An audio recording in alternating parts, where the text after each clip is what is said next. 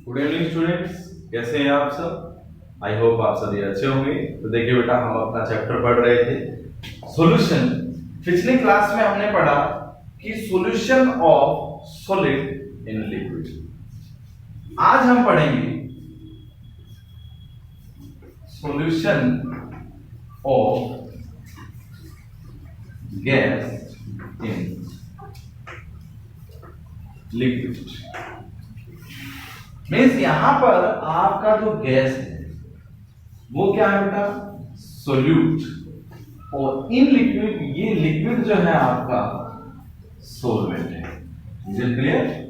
तो देखिए, इससे नई टर्म निकल के आती है कि solubility of gas in liquid, कि गैस लिक्विड के अंदर कितनी सोल्यूबल है, ये बात करने वाले हैं। तो देखिए बेटा, ऑलमोस्ट सभी गैसेस क्या होती हैं, पानी के अंदर डिसॉल्व हो जाती हैं, बट सम गैसेस, जो कुछ गैसेस है वो पानी के अंदर डिसॉल्व नहीं होती। उसके पीछे रीजन क्या है? उसके पीछे रीजन ये है, अगर दोनों ही आपस में रिएक्शन कर जाते हैं, सोल्यूट और सोलवेंट आपस में रिएक्शन कर जाए तो वो मोर सोल्यूबल होंगे। अगर दोनों ही सोल्यूट और सोलवेंट आपस में रिएक्शन नहीं कर पाते तो दीज आर इनसोल्युबल। जैसे कि इनके फैक्टर्स के अंदर हम बात करेंगे तो देखिए, फैक्टर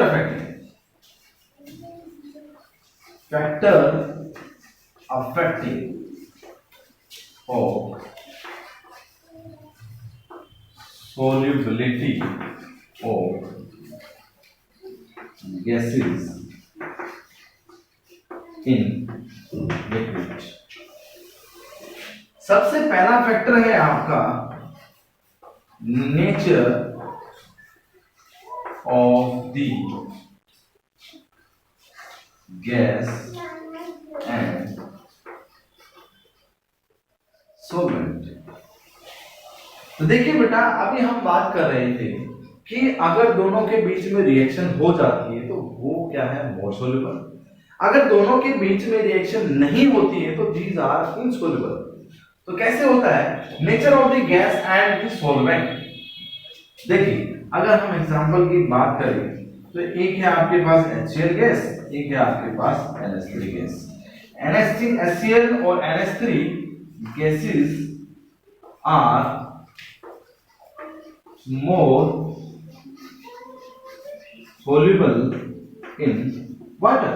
कि आपकी HCl गैस और NH3 गैस दोनों ही क्या है, मोर सोल्युबल है वाटर के अंदर। व्हाई? उसके पीछे रीजन ये है कि आपकी ये भी पोलर इन नेचर है और ये भी पोलर इन नेचर है। तो दोनों ही आपके एक ही नेचर के हैं, पोलर इन नेचर। तो क्या होगा, दोनों के अंदर रिएक्शन हो जाएगी और दोनों आपस में टाइटली बाउंड हो जाएंगे, more soluble reaction. Is it clear? तो अगर हम बात करते हैं कि आपके पास है ऑक्सीजन, नाइट्रोजन, ये गैसेस है आर इनसोल्युबल इन वाटर। अब ये इनसोल्युबल क्यों है वाटर के अंदर, या स्लाइटली सोल्युबल है? इनका मतलब ये है कि इनका नेचर अलग है। ये नॉन पोलर इन नेचर है, ये आपका पोलर इन नेचर है। दोनों का नेचर अलग हो गया और नेचर अलग होने से ये आपस में रिएक्शन नहीं कर पाती और इसकी वजह से क्या होता है बेटा, ये आपकी इनसोल्युबल। ओके बेटा, अब चलते हैं हम अपने नेक्स्ट फैक्टर पे, जो solubility of the gas in liquid के ऊपर अफेक्ट करता है।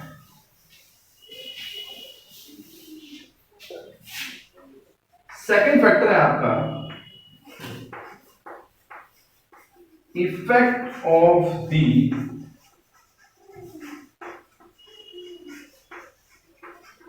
टेम्परेचर। टेम्परेचर के ऊपर, टेम्परेचर से आपकी solubility of gas in liquid के ऊपर क्या इफेक्ट पड़ता है। तो देखिए बेटा, हम एक कंटेनर लेते हैं, इसके अंदर आपका लिक्विड है, वाटर है,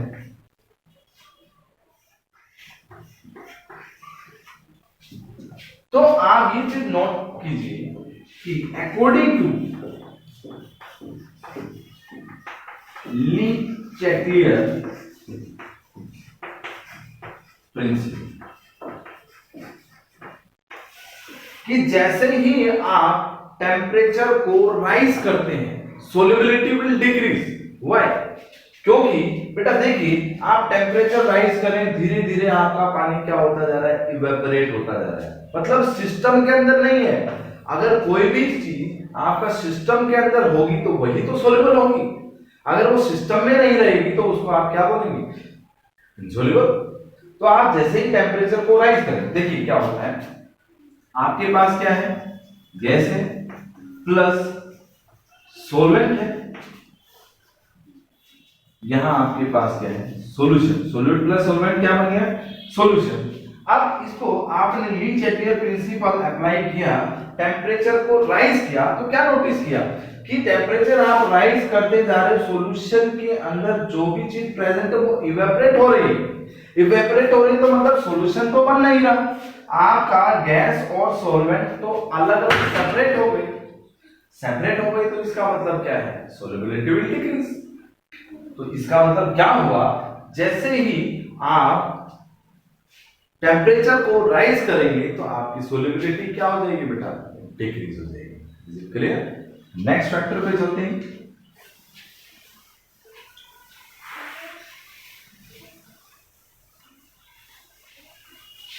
मोस्ट इंपोर्टेंट फैक्टर है बेटा,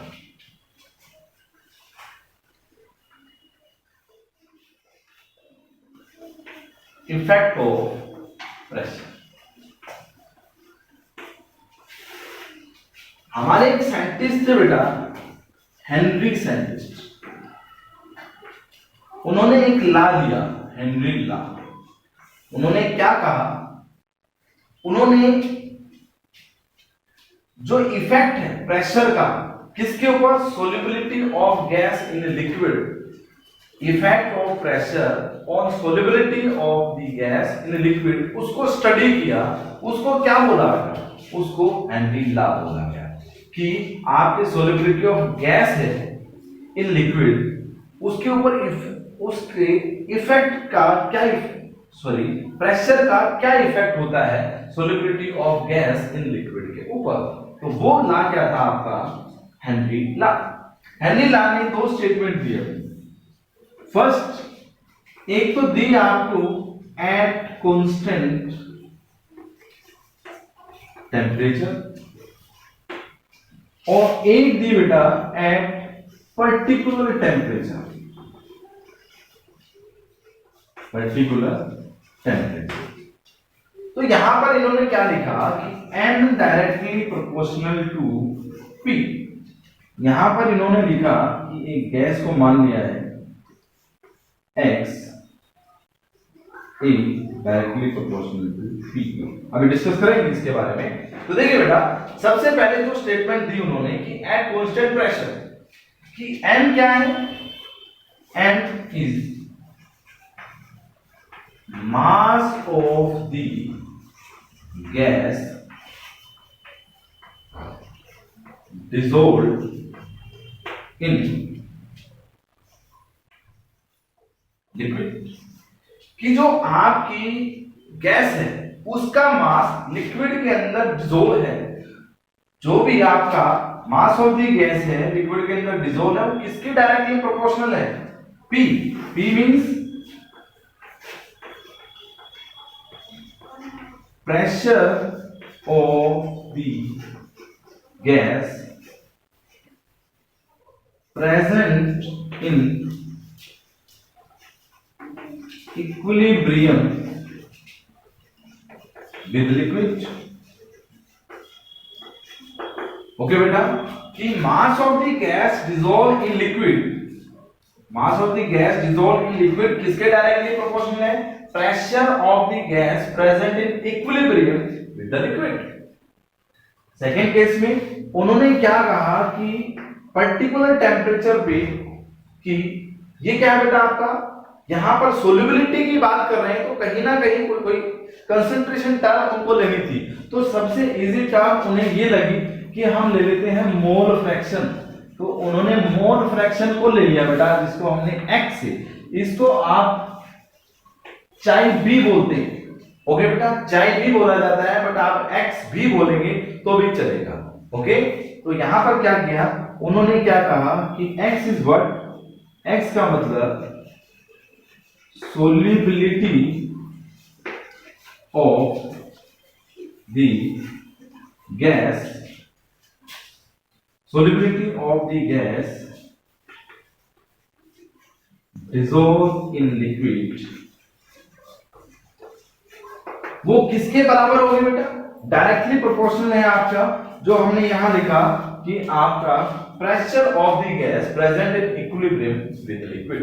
अब देखिए इसको आगे सोल्व करते हैं, और इसी दौरान जो आपके डाल्टन साइंटिस्ट थे वो भी इस पर वर्क कर रहे थे।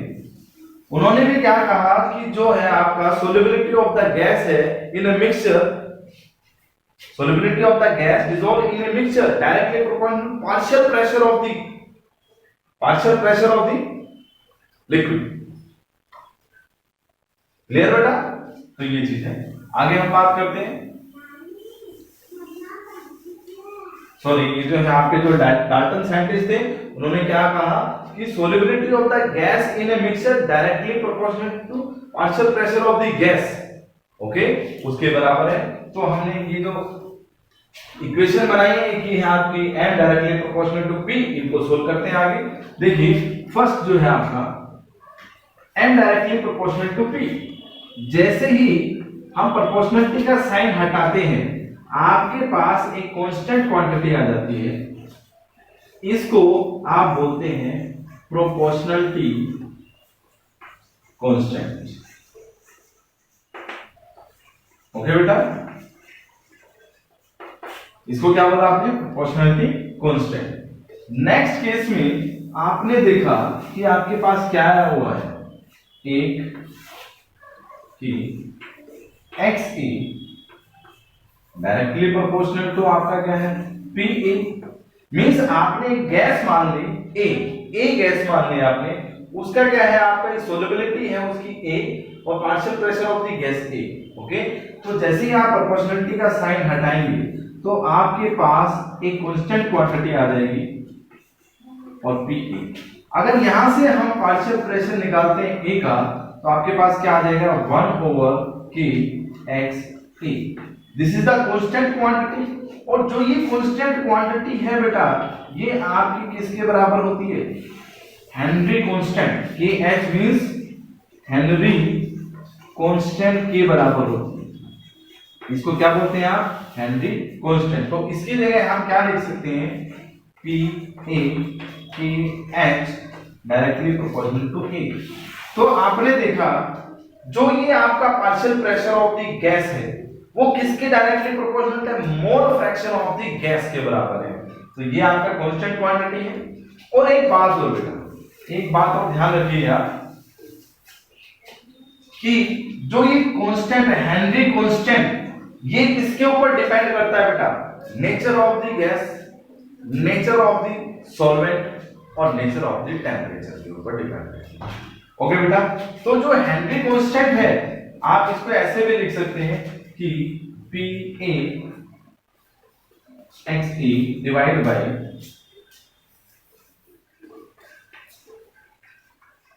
ये, जो ये आपका हेनरी कांस्टेंट है डिफरेंट, इसकी वैल्यू डिफरेंट गैसेस के लिए डिफरेंट होती है। ओके बेटा, डिफरेंट गैसेस के लिए अलग अलग इसकी वैल्यू होती है।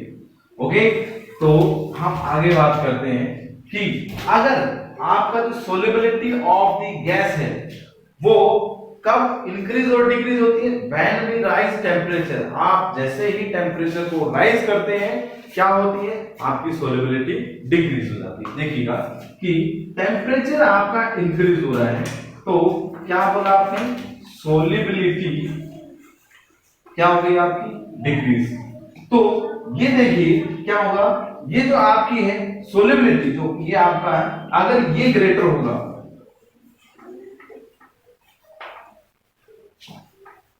अगर हेनरी कांस्टेंट आपका ग्रेटर होगा तो क्या होगा आपका, लोअर दी सोल्युबिलिटी, लोअर दी सोल्युबिलिटी।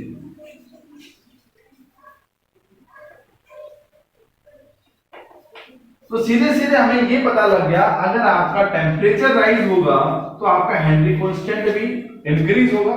तो क्या होगा, आप बात कर सकते हैं, अगर आपका हेनरी कांस्टेंट बढ़ेगा तो आपको पता है कि टेम्परेचर भी साथ के साथ बढ़ेगा। Is it clear?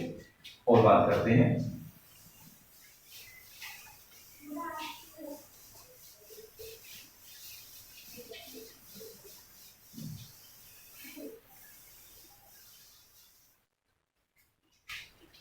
एक बात कर लेते हैं बेटा कि अगर आप एक ग्राफ प्लॉट करते हैं इसके बीच में एक्स ए और बी के बीच में, तो आपके पास ग्राफ आता है स्ट्रेट लाइन।